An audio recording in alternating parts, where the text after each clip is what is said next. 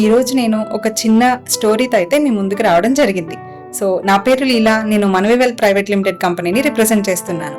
So ఈరోజు నేను చెప్పబోయే స్టోరీ ఏంటి అంటే, రాజు అండ్ రవి అని ఇద్దరు ఫ్రెండ్స్ ఉన్నారండి. సో ఈ రాజు అండ్ రవి ఏంటి అంటే ఒకేసారి లైక్ వాళ్ళ ఫినాన్షియల్ కోచ్ కానివ్వండి, మెంటర్ కానివ్వండి చెప్పినట్లు మ్యూచువల్ ఫండ్స్లో ఇన్వెస్ట్మెంట్స్ ఒకేసారి స్టార్ట్ చేశారు. బట్ ఒక 10 years తర్వాత చూసినట్లయితే రాజు కన్నా కూడా రవికి కొంచెం బెటర్ రిటర్న్ వచ్చింది. సో రవికి ఎందుకు బెటర్ రిటర్న్ వచ్చింది అని కనుక ఆలోచించినట్లయితే, రవి ఏం చేశారు అంటే తన ఫినాన్షియల్ కోచ్ ఎవరైతే స్టార్టింగ్లో తన నీడ్స్ని బేస్ చేసుకుని ఏవైతే పోర్ట్ఫోలియో సజెస్ట్ చేశారో ఆ పోర్ట్ఫోలియోని కంటిన్యూ చేశారు.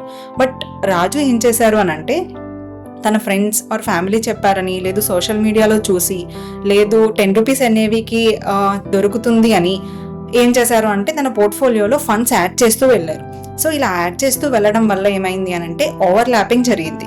అసలు ఓవర్లాపింగ్ అంటే ఏంటి అంటే, జనరల్గా మ్యూచువల్ ఫండ్ స్కీమ్స్ అన్నీ కూడా టాప్ 500 కంపెనీస్లోనే ఇన్వెస్ట్మెంట్ చేయడం జరుగుతుంది.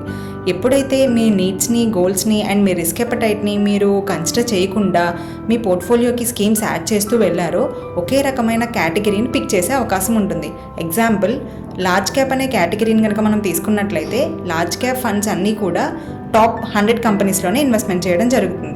సో మీ పోర్ట్ఫోలియోలో కనుక మీరు తెలియకుండా 2 or 3 కనుక లార్జ్ క్యాప్ స్కీమ్స్ కనుక యాడ్ చేసినట్లయితే అవన్నీ కూడా ఒకే రకమైన స్టాక్స్లో ఇన్వెస్ట్మెంట్ చేయడం జరుగుతుంది. సో ఇలా ఇన్వెస్ట్ చేయడం వల్ల ఏమవుతుంది అని అంటే మీ రిటర్న్ అనేది డైల్యూట్ అయిపోతుంది.